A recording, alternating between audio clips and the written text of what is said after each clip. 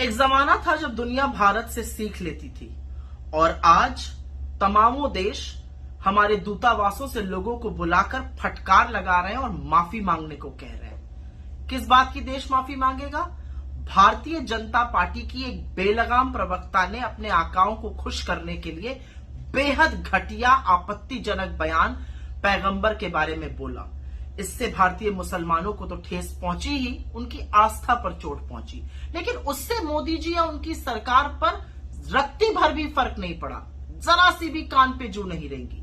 लेकिन जब अरब देशों ने इस पर आपत्ति जताई, हमारे प्रोडक्ट्स का बहिष्कार होने लगा, संकट गहराया, दूतावास से ऑनवॉयज को बुलाकर फटकार लगाई जाने लगी, तब दुम दबाकर उस प्रवक्ता को उसके पद से और पार्टी से निष्कासित किया गया। और निष्कासित करते वक्त ये कहा गया ये फ्रिंज एलिमेंट थे। तो क्या भारतीय जनता पार्टी के अधिकृत प्रवक्ता फ्रिंज एलिमेंट है? ये सबसे बड़ा सवाल है। एक और बात है, कतर ने, कुवैत ने, ईरान ने हमारे दूतावास से ऑनवॉयज को बुलाकर खरी खोटी सुनाई है। और उस खरी खोटी को सुनाने के बाद और ये सुनने के बाद मैं एक सवाल पूछना चाहती हूं। एस जयशंकर जी जो बहुत दम्भ भरते हैं फॉरेन पॉलिसी का, कोई बयान इशू करिएगा या अभी हम वेट करेंगे कि अब कौन सा देश हमारी फजीहत करेगा? असल में मूल मुद्दा एक ही है, इंटरनेशनल ख्याति तो दिला नहीं सकते हैं। रोज रोज भक्तों, नफरती चिंटुओं, बेलगाम प्रवक्ताओं के चलते इंटरनेशनल फजीहत जरूर देश की होती है। तो इसको खत्म करने के लिए कोई रणनीति है इस सरकार के पास?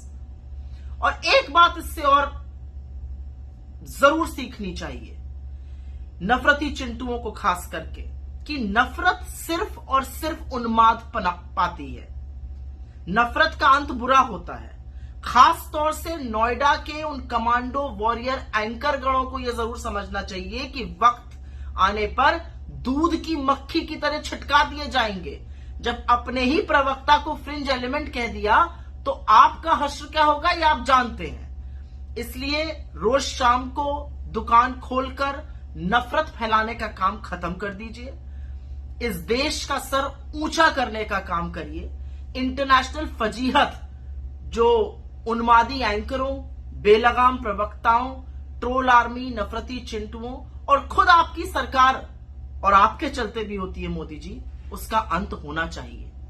क्योंकि देश का सर नीचा करने की अनुमति किसी को नहीं है, आपको भी नहीं। कुछ लंपटों और बकरबाजों ने विश्व भर में सिरमौर रहने वाले भारत को लज्जित किया है।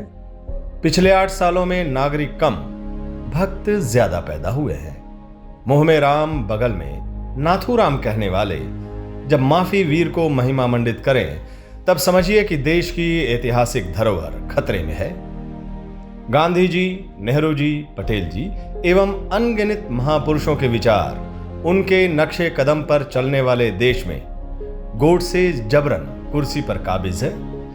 जब हत्यारों का महिमा मंडन हो, जब अपराधी मुक्त किए जाएं, जब खुलेआम नरसंहार की धमकियां दी जाए, जब धर्म की आड़ में दंगा करवाया जाए, जब धर्म की आड़ में नफरत फैलाया जाए, जब धर्म की आड़ में भेदभाव कराया जाए, जब धर्म की आड़ में सियासत हो, पाखंड हो, तो आप धर्म नहीं एक गिरोह के चंगुल में फंसे हैं। वो गिरोह जिसकी दोहरी शख्सियत और स्वार्थी सियासत से शर्म भी शर्मसार हो जाए।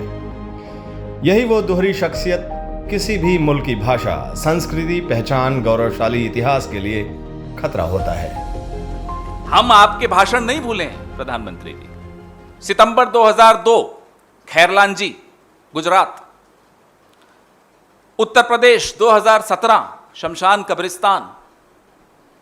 दिसंबर 2019 कपड़ों से पहचाने जाते हैं। ये वक्तव्य आपके हैं। आपको मैं याद दिला दूं, ना केवल आप उन्हीं रास्तों से गुजर कर यहां तक पहुंचे हैं, आप आज भी वक्त आने पर उन्हीं रास्तों पर चले जाते हैं। भारत जिसका इतिहास पूरे विश्व में गौरवशाली है, जिसकी गंगा जमनी तहजीब, जिसका सर्वधर्म समभाव पर पूरे विश्व गर्व करता है। भारत जिसमें तुलसी, कबीर, कालिदास, रैदास, रहीम, बाबा फरीद, जयसी, दिनकर, खुसरो, बुल्ले शाह, गालिब, हरिऔध और न जाने कितने सूफी संत महापुरुषों की मिठास है। अब उस धरती पर गाली गलौज, लाठी, कट्टा, गोली, जहरीली जुबान उन्माद है। एडिटर्स गिल्ड ऑफ इंडिया कुछ राष्ट्रीय न्यूज चैनल्स के गैर जिम्मेदाराना आचरण से परेशान है, जो जानबूझकर ऐसे हालात पैदा कर रहे हैं जिससे कमजोर समुदायों के प्रति नफरत फैलाकर निशाना बनाया जा रहा है। एडिटर्स गिल्ड ने महज व्यूअरशिप बढ़ाने और लाभ कमाने के लिए इन चैनल से ऐसे व्यवहार को रोकने और आत्मनिरीक्षण करने की सलाह दी है। माफ कीजिएगा, आज मीडिया सरकार के सामने खड़ा होना तो दूर, उनके सामने 90 डिग्री के कोण पर रहता है। पर्दे के पीछे वफादारी स्टूडियो में साफ दिखती है। वहां लगे कैमरे जहरीली साजिश के गवाह हैं। स्टूडियो में लगे कैमरों के पीछे भी कैमरे हैं जो दूर बैठे संचालन कर रहे हैं, न्यूज रूम या पीसीआर से नहीं, कहीं और से। और सबकी गर्दन, सबकी खबर उसी के हाथ में है। ताउम्र यही भूल गालिब करता रहा, धूल चेहरे पर थी, आईना साफ करता रहा। आपका एक तोता मीडिया है, उस तोता मीडिया को आपने माध्यम बनाया और उस तोता मीडिया के माध्यम से आपने हम जैसे तमाम लोगों को, बुद्धिजीवी वर्ग को, विपक्ष को अलग अलग उपाधियों से विभूषित किया, उनको चुप कराने की चेष्टा की। अवार्ड वापसी गैंग, टुकड़े टुकड़े gang, Khan market gang, anti nationals, ये तमाम उपाधियों से आपने विभूषित करने की कोशिश की और उनको चुप कराया, मुहिम छेड़ दी उनके खिलाफ।